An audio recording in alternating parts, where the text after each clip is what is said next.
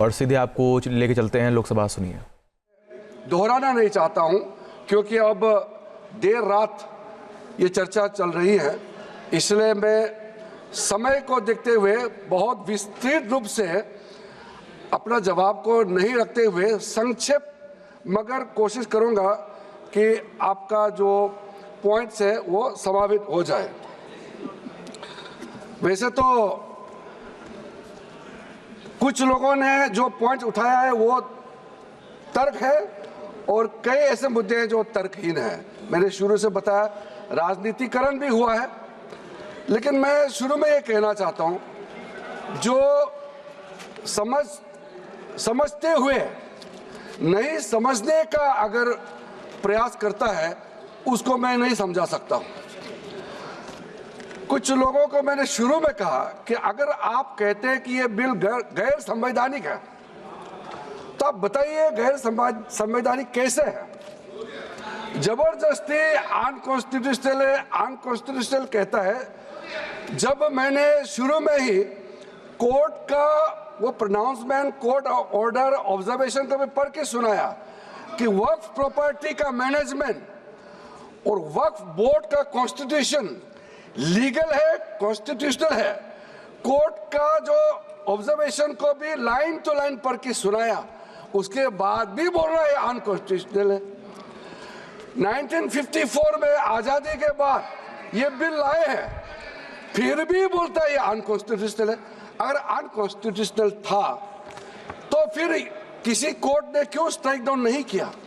इसलिए मैं इस सदन में कहना चाहता हूं कुछ शब्द ऐसा होता है कॉन्स्टिट्यूशनल, अनकॉन्स्टिट्यूशनल, ये हल्के में इस्तेमाल नहीं करना चाहिए।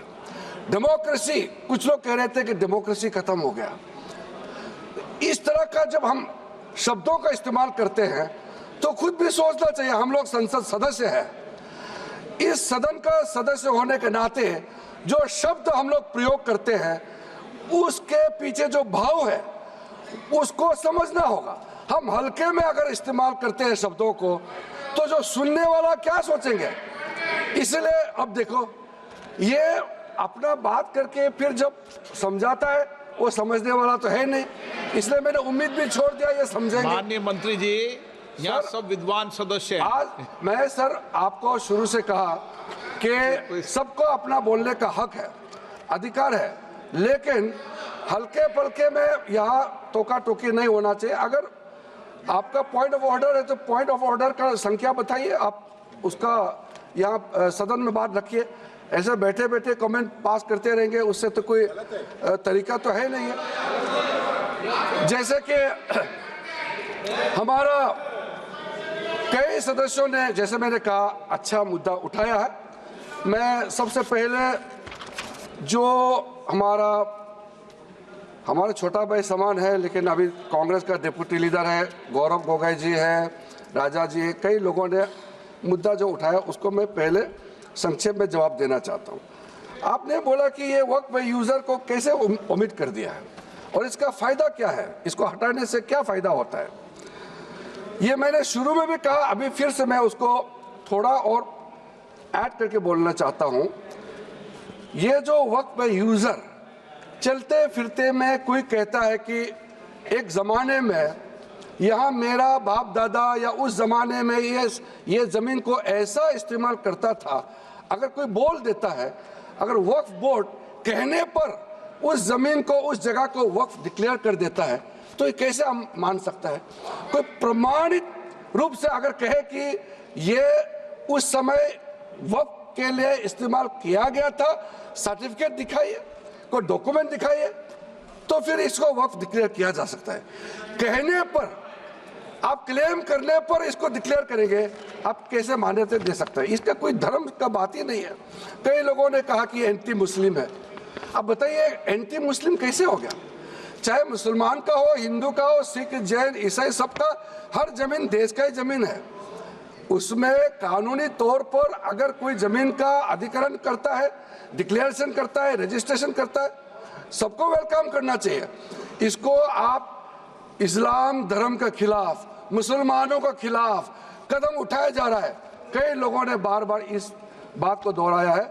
मैं मानता हूं कि हम लोग जब इतना विस्तार से चर्चा कर रहे हैं तो जब इल्ज़ाम लगाते हैं तो बिना तर्क का इल्ज़ाम नहीं लगाना चाहिए।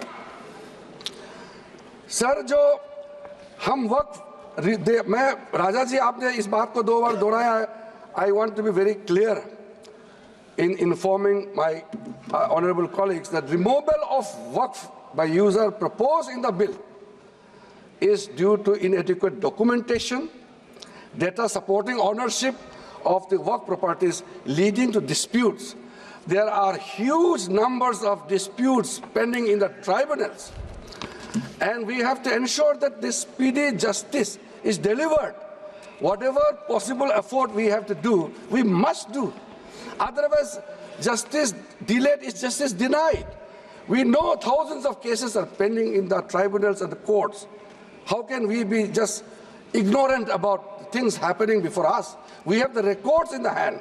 We have to take some proactive steps. So when we take certain provisions into consideration, there is a considered opinion applied in taking the particular step. There are numerous examples I can cite, but I don't want to take much time because much has been deliberated upon it. Sir, वक़्फ़ और औलाद के बारे में कई लोगों ने जिक्र किया। हमारा ओवैसी साहब बहुत विद्वान है, उन्होंने कई मुद्दे उठाए हैं। उन्होंने एक आरोप भी लगाया कि मुसलमानों में वक़्फ़ और औलाद का आप प्रावधान कर रहे हैं, हिंदुओं में क्यों नहीं कर रहे हैं? मैं उसको बताना चाहता हूं कि हिंदुओं में तो प्रावधान पहले से है, अलग से कानून बनाने का क्या हो सकता है? तो इस्लाम का प्रैक्टिस में महिलाओं के लिए, बच्चों के लिए जहां कमियां हैं उसको पूरा करने के लिए हम इस यहाँ पे प्रावधान लेके आ रहा है। एक यूनिफॉर्म हो हमारे देश में, अपने बच्चे, अपने महिला सब देश का नागरिक है, हम कैसे छोड़ देंगे?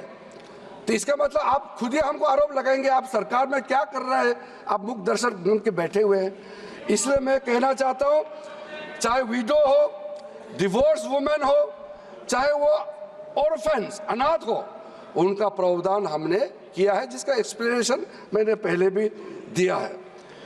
गौरव जी ने जो एक चीज थोड़ा सा उल्टा समझाया, मैं उसको थोड़ा सा सीधा समझाना चाहता हूं। उन्होंने कहा कि 7% जो कंट्रीब्यूशन मुतावलिस का ओर से जो दिया जाता है बोर्ड को, उसको 7% से 11% बढ़ाना चाहिए। मैं उसको सही करके बताना चाहता हूं। हम चाहते हैं कि बोर्ड को सपोर्ट करने के जगह वो पैसे को गरीबों के लिए ज्यादा इस्तेमाल करें। जो औकाफ है उसको डेवलप करने के लिए और भी रिसोर्सेस उसके पास रहे। हम तो चाहते हैं कि वेलफेयर के लिए काम हो, तो उसका प्रावधान को बढ़ाने का किया है। तो मैं ये करेक्शन के तौर पर आपको कहना चाहता हूं। कलेक्टर के बारे में ऐसा कहा गया कि कलेक्टर जो है बहुत बड़ा एक ऐसा ये पोजीशन, ऐसा एक कुर्सी है जो सिर्फ हम लोगों को नुकसान करने के लिए बैठा है, और कलेक्टर पोजीशन को विश्वास नहीं करना चाहिए।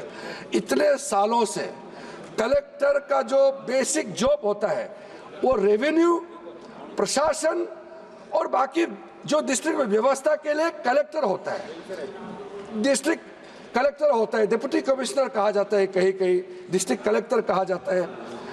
वो बेसिकली डिस्ट्रिक्ट में वेलफेयर ऑफिसर होता है। अगर हम कह दें कि हम कलेक्टर को विश्वास ही नहीं करेंगे, आप सोच के देखिए फिर हम विश्वास किसको करें? तो इसलिए कलेक्टर जो है किसी पार्टी का नहीं होता है।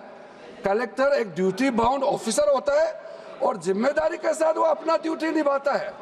इसलिए कलेक्टर के ऊपर में प्रहार करने का जगह हम सब अगर ये सुझाव देते कि वक्त प्रॉपर्टी का मैनेजमेंट में और क्या सुदृढ़ और क्या अच्छा कदम उठाया जा सकता है, अगर ये सुझाव आते तो मैं उसका वेलकम करते, मैं इसको स्वागत करते। लेकिन अब कलेक्टर के बारे में आप लोगों ने एकदम इतना अविश्वास मत किया है, तो मैं इसलिए कह रहा हूं कि ऐसा किसी अधिकारी के ऊपर में नहीं करना चाहिए। और कोई भी अधिकारी गलत काम करता है तो उसका तो अपना उसका डिसिप्लिनरी एक्ट अलग होता है, प्रावधान होता है। सर, जो अपील का प्रावधान किया है उसका थोड़ा डीपली आप समझना होगा। न्यूज नेशन अब व्हाट्सएप पर खबरों के ताजा अपडेट के लिए न्यूज नेशन के इस क्यूआर कोड को स्कैन करें।